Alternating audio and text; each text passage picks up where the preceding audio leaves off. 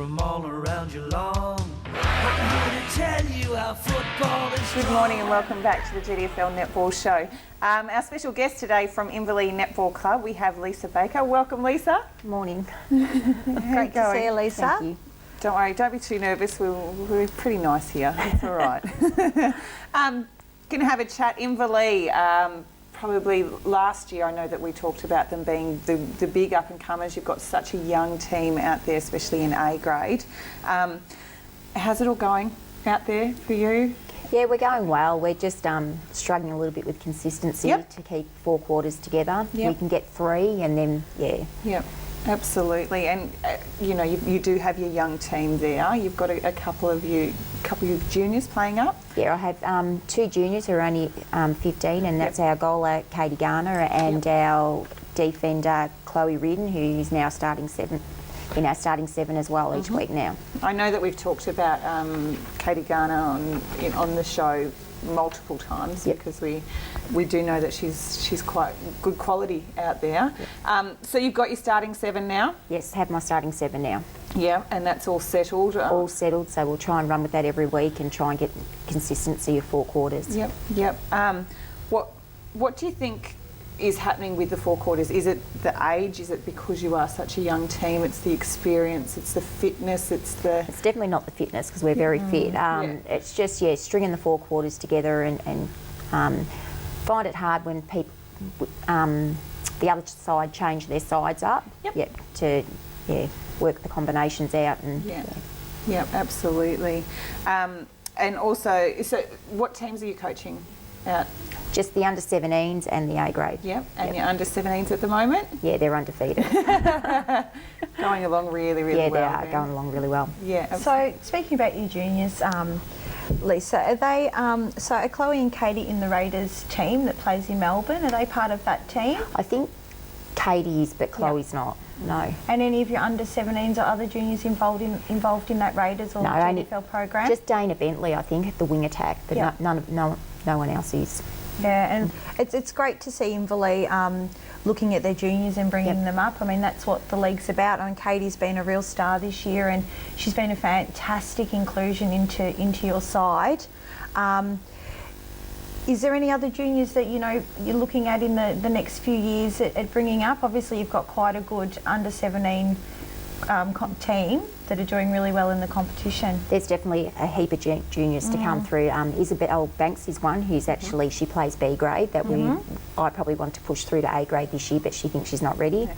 But we will start moving all the higher age 17s up into the senior ranks next year. We try to go with especially in A grade, we'll have 7 senior players and then have 2 juniors sit on the bench, and that works down through the grades to try and get them up. But definitely have some strong ones for A and B grade next year. So who's coaching the other grades out there? Nicole White is coaching B and C grade as she had a knee reconstruction, so she wasn't able to play. And in D grade is Hayley Caleb Thompson. Okay. And just looking at your A grade team being young, do you think you need to try and maybe next year get in someone with that bit of experience? Yeah, we'll be looking at trying to get someone with a bit of experience. Kath McHenry's just come back from having a baby, and she has settled our defence end a lot. Absolutely. Just that little bit more experience, older head, not erratic, slow the team down, and so. I'd like to look at, maybe a more experienced defender. As well as maybe another goaler, as we only have 2. And with Katie being so young, but for being so young, she has really stepped up. Honestly, if you had seen her on Saturday, she looked like a seasoned player out there. Well done, Katie. Well done. She's got a bit of. She's a tough competitor, Katie. Yeah, she really is.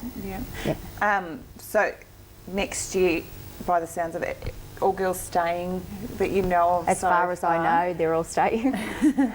Hopefully. I guess something that you need to sort of look at, we're coming to the end of the season and whether teams are going to be sticking together, whether you're going to still be around next year coaching. Are you in any sort of contract up there? No contract. I said I only want to do a 12 months, so I wasn't happy then, and vice versa. And how's it looking? Do you know if you're going to be back around? Oh, I've had a great year. I've really enjoyed it. I've especially enjoyed doing my under-17s. I just like working with the juniors, but Yep. no, I thoroughly enjoyed doing A grade. It was a bit daunting, especially stepping into Mandy's footsteps. Yep. So is it obviously your first year But as a senior coach. as a senior yeah. coach. Prior to that, Just under 17s. Did under 17s last year as well. yep.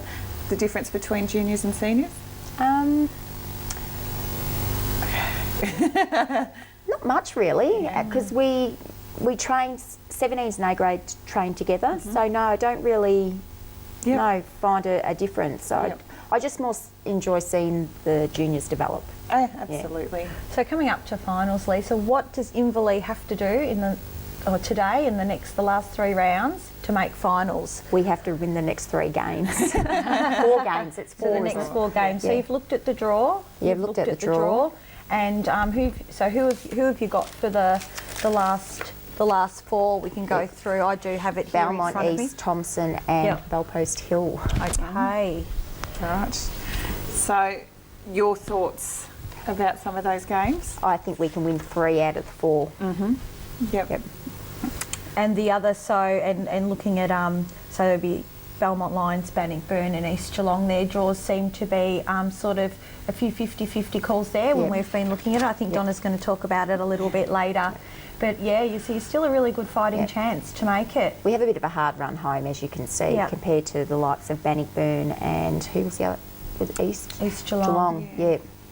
Belmont, I think, was... Belmont, I think, has got the easiest run home. But by the looks of things, you just never know what's going to happen in some of those games, and you can never go into, injuries can happen, or people could be away, or you just never know. So it's really interesting. We've been talking about it for the past few weeks, not knowing who's going to make up that top 5, because obviously the top 3 are set. We know that. Your thoughts on the other teams? Who do you think is going to take it out? Winchelsea. Winchelsea. Not liking that, Amanda. That's okay, Lisa. No, that's okay. No, definitely Winchelsea, I think. I've only saw the one game of Bellpost Hill this year, and at first I thought them, but then seeing the calibre of players that Winch do have and we'll have access to. I definitely do think. Yeah, absolutely. But your girls out there, I think they've got so much potential.